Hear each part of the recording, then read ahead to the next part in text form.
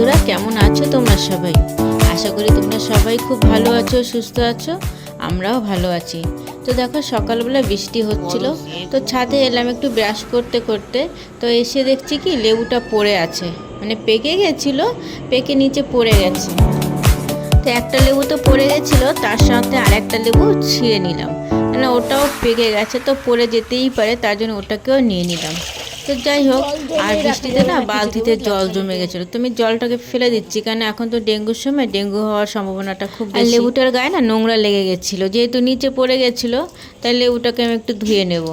আর জলটা চালিয়ে আমি একটু ধুয়ে নিচ্ছি। দেখো, বেশ খুব সুন্দর হলুদ হয়ে গেছিলো, পেকে গিয়ে একদম যেটা বলে হলুদ হয়ে গেছে। আর লেবুগুলো কিন্তু খুব ভালো বড় বড় সাইজের ছিল। যাই হোক, আমি এবার নিচে যাচ্ছি লেবু দুটো নিয়ে। আর বোন তো জানেই না যে গাছ থেকে লেবুটা পড়ে গেছে, পেকে পড়ে গেছে। আমি তো কালকে গিয়েই তোকে বলেছিলাম পড়ে গেছে। যে এগুলো শিখতে হয়। সাইজটা দেখ। তো সকালের খাওয়া দাওয়া কমপ্লিট করে, তো আজকে একটু উপরে কাজ ছিল, মানে আমার ঘরের ফ্যানটা এতটাই উঁচু না, আমি হাতে পাই না।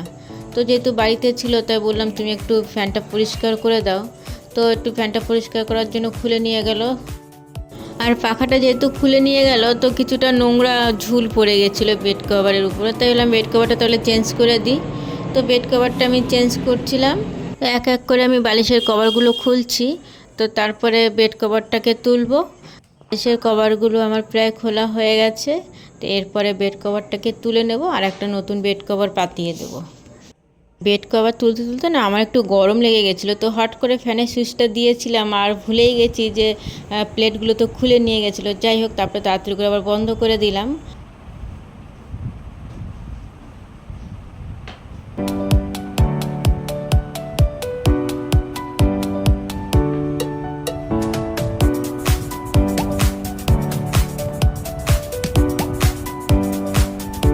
আর দেখো, বেড কভারটা আমার পাতানো প্রায় হয়ে গেছে। তো আমার রান্নাও হয়ে গেছিলো আগে থেকে। তো আমি এবার স্নান করতে যাব, তারপরে এসে বালিশের কভারগুলো ভরবো। তো এর মধ্যে দেখি আমাদের পুচকে এসে হাজির হইলো স্নান করে এসে। কি করবে ঠাকুর? ঠাকুরকে মালা পরাবো। খেলা করবে? না না, ঠাকুরকে মালা পরাবো, মুঠি পুঁথি দিয়ে মালা বানিয়ে ঠাকুরের গলায় পুঁথি দেবো। স্নান করাচ্ছ? নখ কামড়াচ্ছ কেন?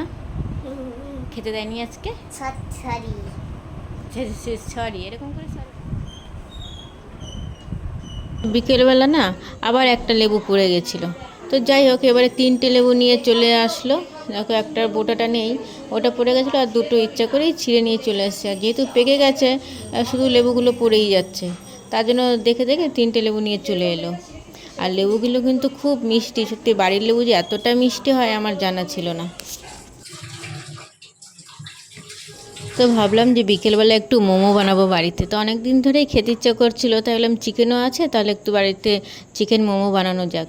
তো তার জন্য আমি একটু ময়দা মেখে নিয়েছিলাম, আর এদিকে চিকেনটাকে আমি একটু কিমা করে নিয়েছি।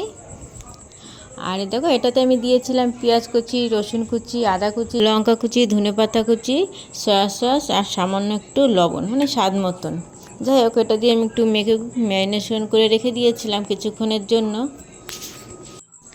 আর আমি আগে থেকে বলে রাখি, আমি কিন্তু মোমোর শেপ খুব একটা ভালো দিতে পারি না, তো যেমনটা পারি সেরকমই দিয়েছি, মানে নিজেদের খাওয়ার মতো। যাই হোক, আর আমি মোমোটাকে তৈরি স্টিমটা যেটা করব, ছিদ্রওয়ালা থালা আছে একটু বড়, সেটাতেই করব।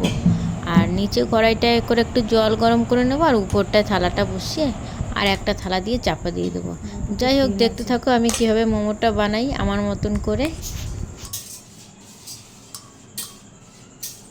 তো দেখো, কয়েকটা মোমো বানিয়ে ফেলেছি। তো এই মোমোটাকে আমি এবার স্টিম করতে দেব। আর এটাতে না আমি একটু সাদা তেল মাখিয়ে নিয়েছিলাম, তারপরেই মোমোগুলো দিয়ে দিচ্ছি। আর কিছুক্ষণ ওয়েট করব, স্টিমটা হয়ে গেলে তারপরে আমি মোমোগুলোকে নামিয়ে নেব।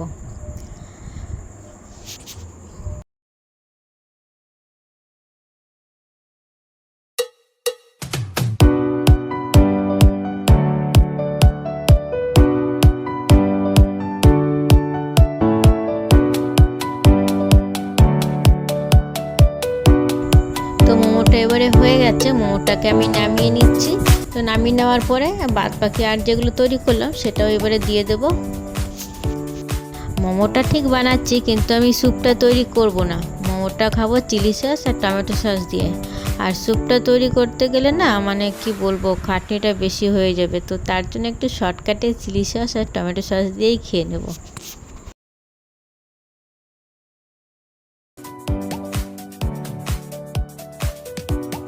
তো আমার যত মোমো ছিল সবগুলো নিয়ে কমপ্লিট হয়ে গেছে। আর এই দেখো নিয়ে চলে এসেছি।